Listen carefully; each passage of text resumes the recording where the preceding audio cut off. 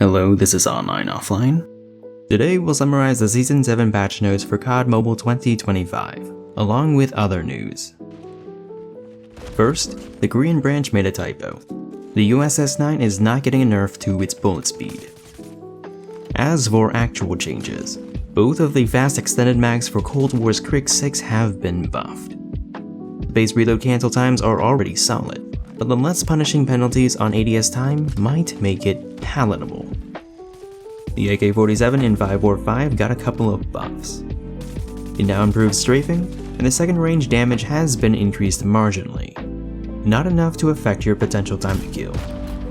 On a separate note, it has come to my attention that the body multipliers on the 545 conversion are not only wrong but inconsistent.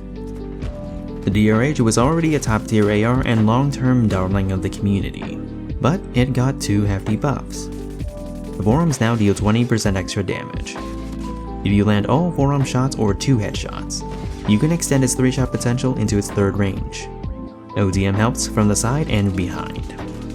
DRH already had average bloom for an AR, and you didn't have to worry about it unless you really went out of your way to make it bad. Now it's one of the best in the game, and you can't make it bad. The Outlaw from Black Ops 4 got a range buff, which could be helpful for those that use the light suppressor. The Outlaw already had the fastest strafe speed for a sniper, but it's now on par with LMGs. Like the Kilo 141 last season, the light integral suppressor on Black Ops 3's ICR will also improve strafing. 2019's VLK Rogue got a buff to its pellets. Instead of 2 out of 8 being centered, it's now 3. With more pellets centered, you're more likely to achieve its one-shot kill more consistently and from farther. This is especially relevant for Dragon's Breath. By the way, the Revolt barrel is still bugged. Instead of having the slowest ADS time for a marksman, 2019's SPR is now comparable to the old fastest Kilo Bolt. Unfortunately, the 300 ammo still has bug damage. Speaking of the Kilo Bolt, its base ADS time is now as fast as its old speed build, and on par with ARs. You don't actually need speed attachments anymore, but if you do, you can get an ADS time comparable to SMGs. For a reference, you could put on stopping power, a 6x scope, and no other attachments for ADS time, but still scope faster than other one-shot bolt actions. The Striker 45 from 2019 got buffs to 2 of its attachments. The 400mm barrel won't harm your movement and ADS time as much anymore. The tactical foregrip now helps with horizontal recoil. I don't use either, but if you do, I'm happy for you. Flinch has never been a concern for 2019's RAAL MG, but its other buffs could be promising. Like the DRH, the RAAL now has one of the best blooms for a full auto weapon. So unless you want to be cursed like Sam Claymore or Yosho, you'd have to go out of your way to mess it up. The bullet impact is now equal to most snipers at 2.0, and as a full auto, you can really harass high flinch weapons now. This is only behind the subsonic Odin, but without sacrificing bullet speed. Something tells me that devs really want me to cover this gun, because I've had a script and thumbnail ready back when I still had pneumonia. The HG40 from Black Ops 3 got a damage buff, but it's not enough to change the number of shots to kill unless you're shooting someone in the back who's not paying attention. So it may be a placebo, but damn does it feel good. It looks like 2019's Holger got back its lost strafe speed, but instead of 40% on no stock, it's gone towards its base stat. Cold War's Thunder got another nerf, this time to its base flinch. On paper, it looks bad and it's equal to the DLQ and Locust in base. But just like the previous nerf to its Breath Hold, when you factor in how speed builds affect flinch on other weapons, the Tundra is still ahead of the curve. This was not part of the original patch notes, but COD Online's Striker Shotgun got a handful of buffs. Instead of being average, the base hipfire spread is now better than average and comparable to one-shot shotguns. The sprint out time is now on par with ARs. The individual reload of each shell is 8.7% faster. And lastly, these aren't buffs, but rather bug fixes for Cold War's XM4 and 2019's Odin. They now have their correct values for bloom. This season has quite a few changes for operator skills. Outrider Sparrow from Black Ops 3 and 4 got a damage buff. It now has damage resistance like the Death Machine and equalizers. I'll touch on blast damage when I talk about Demo Expert in the next video, but just know that this slight damage buff only extends its lethal radius by 0.1 meters. As for damage resistance, I'm not sure how much of a reduction it has.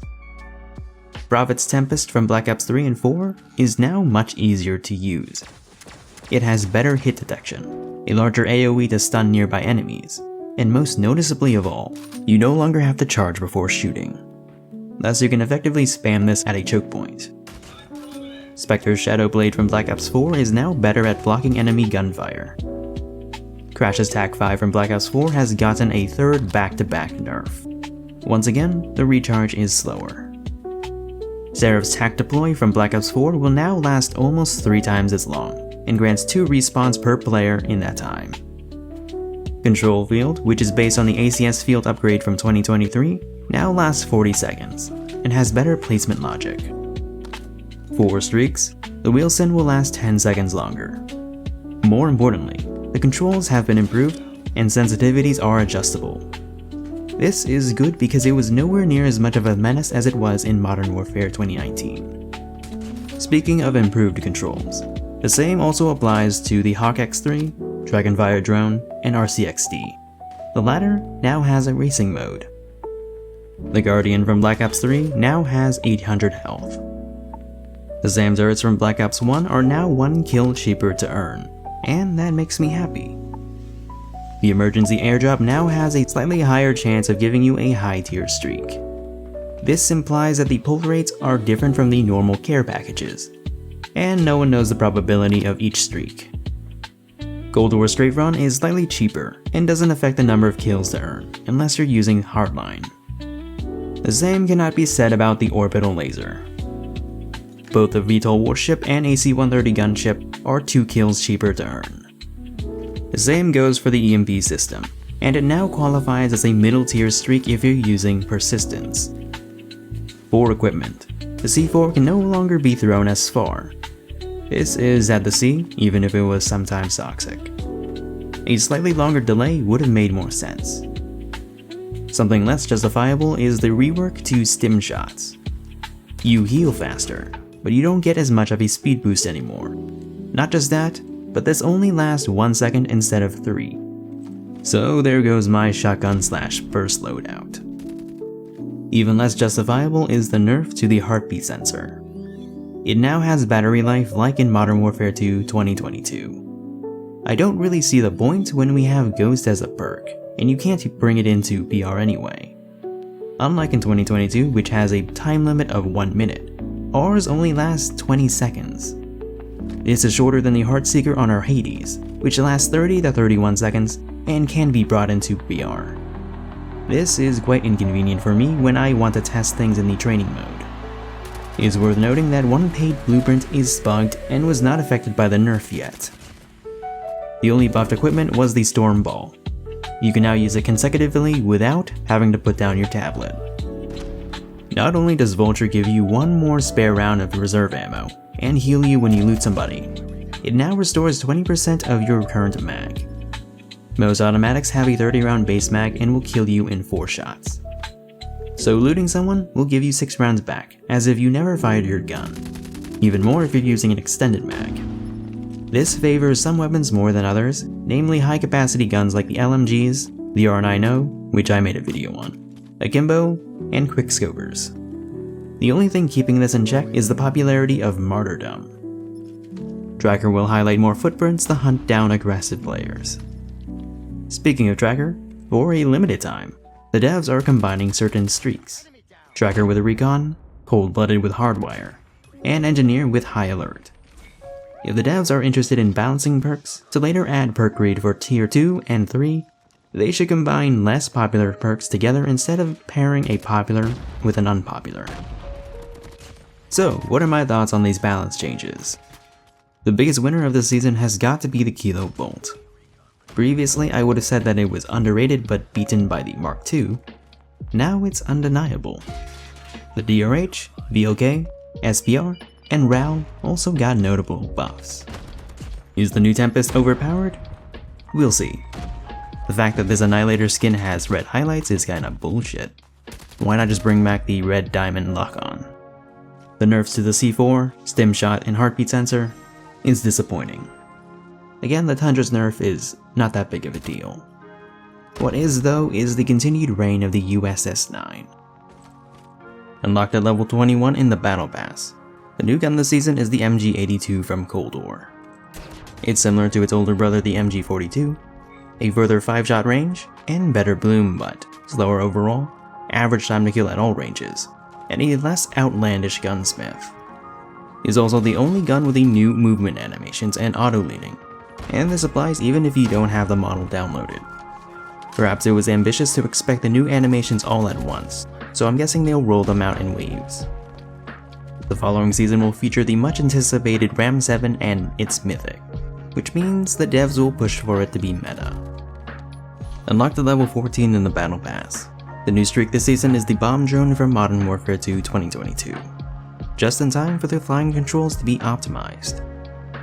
The new wildcard this season is skill Overdrive, and this allows you to equip a second operator skill.